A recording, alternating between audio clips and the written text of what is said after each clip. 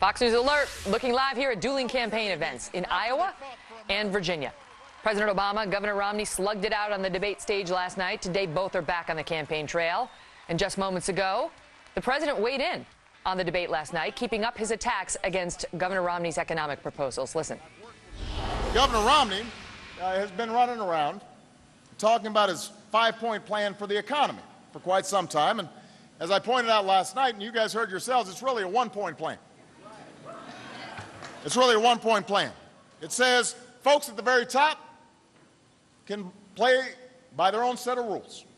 Oh, it sounds familiar, right? We played that same soundbite with Michael Reagan from last night.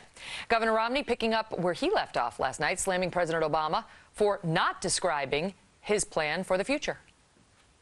I think it's interesting that the president still doesn't have an agenda for a second term. Don't you think that it's time for him to finally put together a vision of what he'd do in the next 4 years if he were elected? I mean, he's got to come up with that over this weekend, because there's only one debate left on Monday. Well, both of these events are streaming live right now on foxnews.com if you care to watch and listen. And coming up, we will take up the question of President Obama's agenda for the next 4 years with Karl Rove, top of the hour.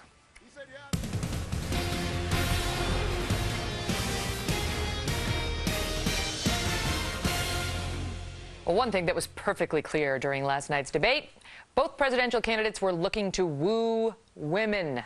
By one count, President Obama and Mitt Romney referenced women some 30 times compared to referencing men just 5. Here's just a little bit of that. There are 3.5 million more women living in poverty today than when the president took office. Women are increasingly the breadwinners in the family. What we can do to help young women and women of all ages is to have a strong economy, so strong that employers are looking to find good employees and bringing them into their workforce and adapting to a flexible work schedule that gives women the opportunities that they would otherwise not be able to afford. I'm going to help women in America get good work by getting a stronger economy and by supporting women in the workforce. Mr. President. I just want to point out that when Governor Romney's campaign was asked about the Lilly Ledbetter bill, whether he supported it, he said, "I'll get back to you." And that's not the kind of advocacy that women need in any economy. There are millions of women all across the country who rely on Planned Parenthood for not just contraceptive care, they rely on it for mammograms, for cervical cancer screenings. That's a pocketbook issue for women and families all across the country. Joining me now, Monica Crowley. She's a radio talk show host. Kirsten Powers is a columnist for the Daily Beast. Both are Fox News contributors. Does anyone else want to hurl?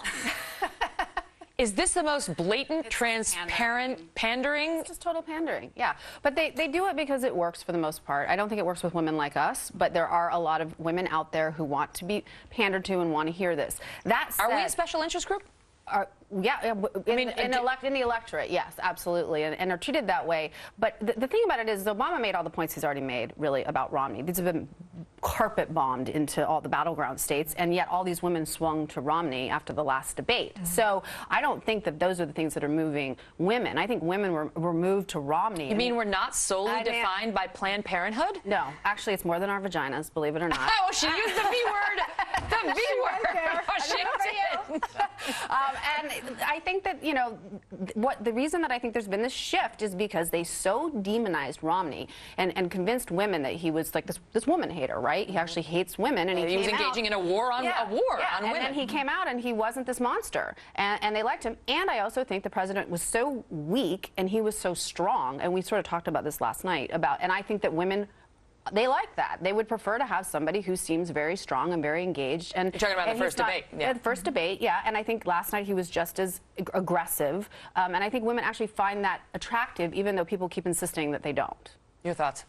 Yeah, last night we saw 2 alpha males circling each other. It was essentially 2 scorpions in a bottle. And you know what really bothers me, Megan, is this myth of the fragile woman, that somehow women need, women don't want to see strength projected, or, oh, if 2 candidates are in each other's grills, that somehow that's going to alienate women. You're taking I know, me out. and I love you dearly, Megyn, but I disagree with that. I think women, especially in a presidential race where they're electing not just a president, but a commander-in-chief who has to deal with really evil forces in the world, they want to see strength. They want to see that projected. So not only, I agree with Kirsten, not only are they responding to the strength being projected and the self-assurance being projected by Governor Romney, they're also responding to his plan. Because that point that you just rolled there, where Governor Romney said, look, you know, women aren't solely defined by their lady parts, okay? or as Kirsten used a more descriptive word, more biologically accurate word. Down south of Rio. Right. South of the border. Women's issues are all American issues, and right now the all-American issues are jobs and the economy. And so what Governor Romney is saying is, look,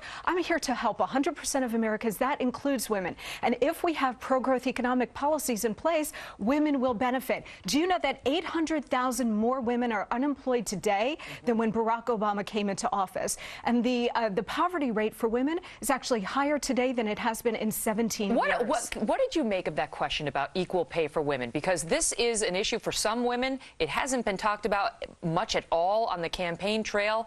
The Lilly Ledbetter Act was passed. It basically extends the statute of limitations so people can sue for unequal pay. Only 35 women or something like that have taken advantage of it. But this isn't a big... How did that question make its way into the debate? Well, that's a great question. And is it paternalistic to be saying, what are you, Romney, or you, Obama, going to do about equal pay for me? Well, look, I mean, I think the whole Lilly Ledbetter situation was a very tragic situation, what actually happened to her. But most people don't know that. And I think you're right. This is not probably top of the mind. But it's, again, it's part of this idea that we're going to turn him into this monster that hates women, like who actually doesn't want women to have equal pay. I mean, that's the suggestion. So, but I think the bigger question is, how did this become a question when you only have 11 questions? And there's certainly, I think this ground has been covered. You know, there's 23 million people unemployed in the country, and there's a question about why we devoted so much time to that, to assault weapons ban and so on. I mean, we're fighting for the life of the country here, and she spent all of this time on Lilly Ledbetter, which, as Kirsten points out, most voters either don't know about or don't care about at this point in America's economic crisis.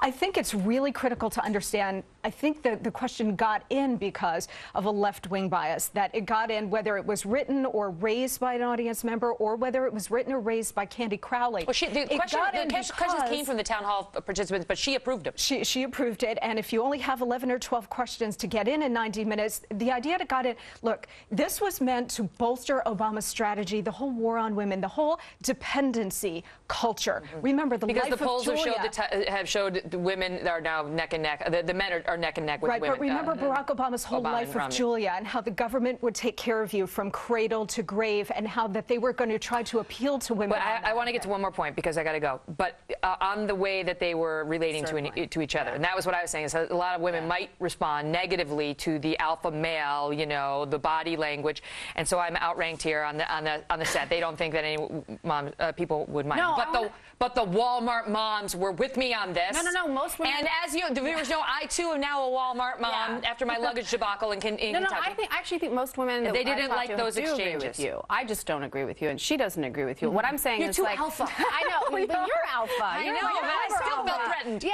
no, I didn't like the way they went after each other. I didn't like Joe Biden, the way Biden was acting. You know, somebody said it reminded every divorced woman of her first husband. You know, interrupting, sarcastic, kind of, you know, just bullying. And that's because, you know, and it's like, but that's not what Romney does. And but the reason that it didn't work for Biden, but it may have worked for both Romney and Obama, is because in the Biden debate, Ryan was a gentleman. He didn't respond in the same way. Last night, you did have two alpha males who were going at each other. I really thought they were about to come to blows at one point. We were like, what? That would have been awesome. All right. Kirsten and I, alpha women, I don't know. There's no evidence of that. Me either, right? Thank you both so much. No viral videos. Yes, but you weren't involved in our exchange. All right. We're taking your thoughts on it. You can let me know what you think on Twitter at Megyn Kelly. Well, coming up, the unraveling of Lance Armstrong's legacy has looked like a slow-motion crash, and the carnage got even worse today. We will show you how. And when President Obama was challenged on Libya last night, he said that he called this an act of terror from day one.